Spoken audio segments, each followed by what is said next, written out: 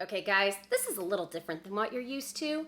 So normally I would do a gore horror refresher course on a movie you've seen 20 times, but maybe don't quite remember all the details in anticipation of my next not quite final girl. This is a movie that many of you have not seen, so I will be doing a spoiler-free review of it. I have found exactly four whole people that have seen this movie so far. So, Monty Smith, Tiffany Lilith Quinn, Slade Shepherd, Paul Shunk, back me on this one. Ms. 45 is an awesome movie. The girl that I will be doing, obviously, is Thana.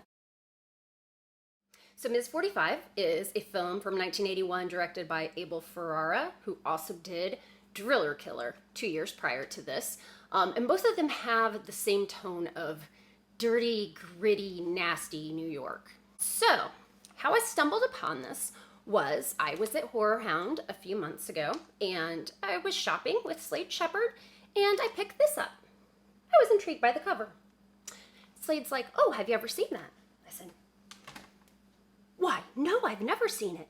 And he's like, "You dumb bitch. You like to say that you love rape revenge movies, and you haven't seen the mother of all rape revenge movies?" Actually, he was just like, "Oh no, you have to see this. You really like rape revenge movies." I added all the rest of the stuff in there. I'm going to explain it probably for the 4,000th time. There are several subgenres of revenge movies. So you have your revenge movies where somebody gets killed and then like a loved one gets vengeance on whoever killed that person. And that's great. And then you have the other subgenre of like the person gets like beaten up and left for dead. Then they're in the hospital for a long time, and then you have this whole montage of them like learning like martial arts and like sniping out the person or whatever, learning their habits, and then going out to get them way after the time.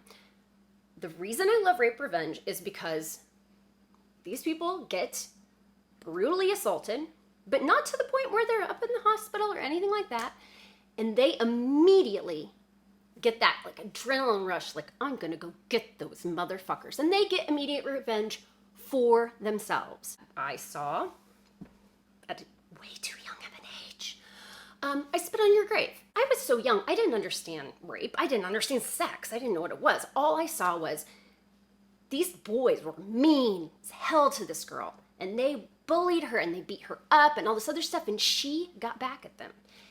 And it's kind of how I've always lived my life. So that's why I love these movies. That's why they're near and dear to my heart. So Thana is young and beautiful, but she's very mousy, very timid. She works at a New York fashion house where her sister also works. And at the end of a long day, she is walking home with her sister and some other girls. They invite her for a drink and she says no. They of course have to show you all of these really nasty guys who are making very nasty comments to all the girls as they're walking down the street, just to let you know how gross New York was at this point in time. And she goes to the grocery store. Now we see a scene of somebody breaking into an apartment, kind of interspersed with her getting groceries. Then she gets her groceries. She's walking down the street. She almost gets to her apartment. And a guy with a mask grabs her, puts a gun to her head, and begins to rape her and says if she makes a noise or tells anybody, he's gonna kill her. Yeah, not a good day. And she loses her whole bag of groceries. Totally tattered and torn, shirt ripped open.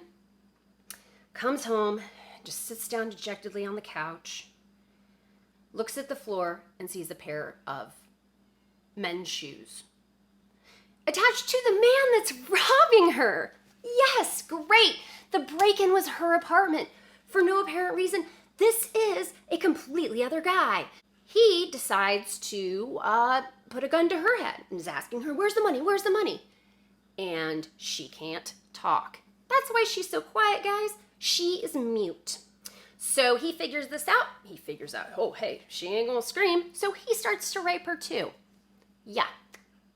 15 minutes, this girl's been raped twice. So she manages to grab a paperweight as she's being raped. The guy's really getting into it and he drops his gun and she takes the opportunity to bash him in the head with the paperweight.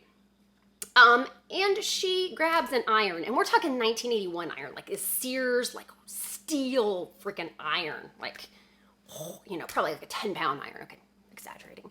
She bashes him on the head with it and kills him. To make matters worse, she hears her nosy landlady and the dog coming down the stairs, and so she has to clean up the crime scene just enough to kind of play it off. And then she does what she has to do. What we all would do. She starts chopping the guy up.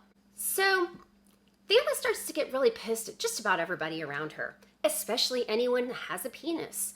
And she realizes that the guy who was trying to rob her, rape her, and kill her left his gun there. Well, I mean, technically, he didn't leave his gun there because, well, she killed him.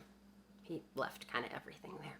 She grabs the gun, learns how to put makeup on, goes all Robert Palmer addicted to love, and starts going on a vengeance spree. Now, at times, she's very, very questionable. And her anger is misplaced. But what plays out in the rest of this movie is pretty badass. And Thanos pretty awesome. So, this movie is available for rent for $2.99 on YouTube. I'll put a link in the description. As I said before, Draft House Films has the Blu-ray release of this. It was released in 2014. I don't know how easy it is to find it online.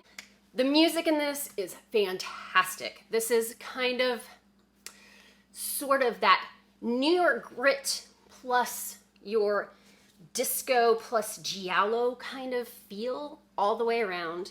It's got a little bit for everybody. Cockmeyer, this is a movie made for you, by the way. You need to fucking watch this movie.